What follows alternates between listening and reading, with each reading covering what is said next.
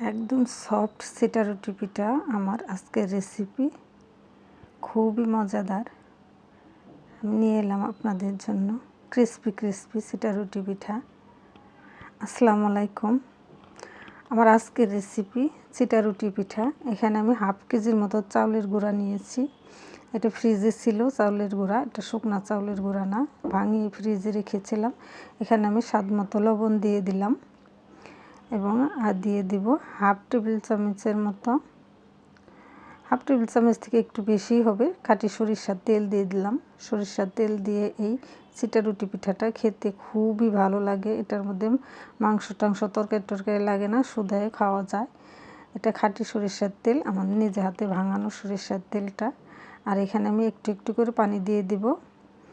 তেলটা গুঁড়ির সাথে আমি সামান্য একটু মিশিয়ে নিয়েছি। তারপর আমি একটু একটু করে পানি দিয়ে মিশিয়ে নিব।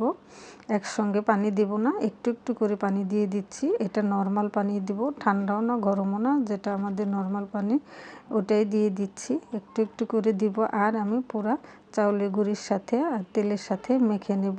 তেলটা একদম নিজে হাতে ভাঙানো খাঁটি সরিষার তেল। কালারটা দেখে বোঝা যাচ্ছে মনে হচ্ছে যেন রং মেশানো, না এটা রং মেশানো না, কারণ এটা আমার নিজে হাতে ভাঙানো সরিষার তেল। তো আমার হয়ে গেছে, দেখতে পাচ্ছেন আপনারা। এটা তো খুব বেশি ঘন তো হবেই না এবং খুব বেশি পাতলাও হবে না, নর্মাল হবে।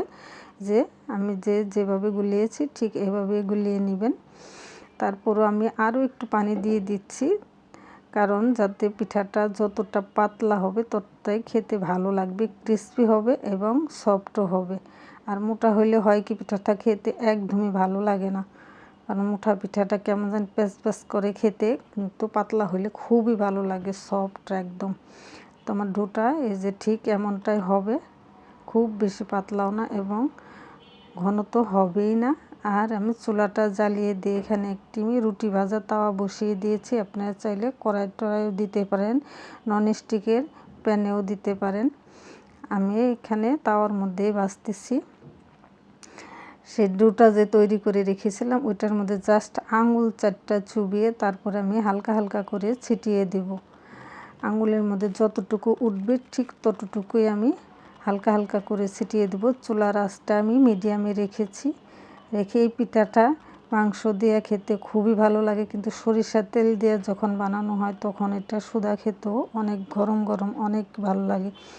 আমি সবসময় চাউলের গুঁড়া ফ্রিজে রেখে দিই। আমার বাচ্চারা যখনই মাংস রান্না করি তখনই এটা তাদের খেতেই হবে। আমি এটা সবসময় পিঠাটা ওদেরকে ছিটিয়ে দিই, রুটি না বানিয়ে এই চিটা রুটি পিঠাটা ছিটিয়ে দিই। আর হচ্ছে গিয়ে একদম খুবই কম 1 মিনিটের মতো চুলাতে দেওয়ার পরে 1 মিনিটের মধ্যে এটা অটোমেটিকই উঠে আসবে।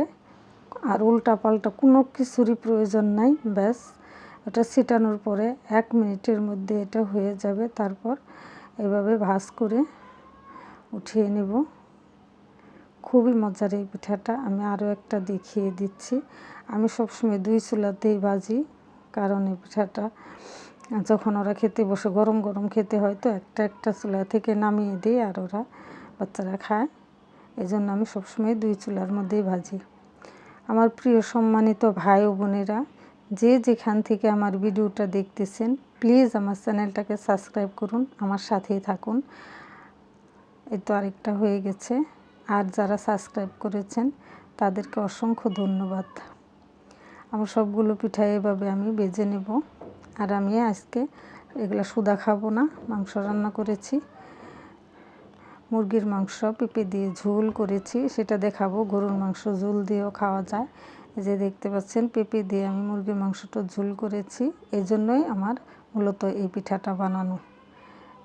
এই পিঠাটা যে কোনো মাংসের ঝোল দিয়ে খাওয়া যায়, আর সরিষার তেল দিয়ে করলে তো গরম গরম এমনিতেই ভালো লাগে, সোদাও খেতে অনেক ভালো লাগে। আমি সবগুলো বানিয়ে ফেলছি, গরম গরম নামিয়ে দেব আর বাপ বেটা খাবে। সবাই সুস্থ থাকবেন, ভালো থাকবেন, আল্লাহ হাফেজ।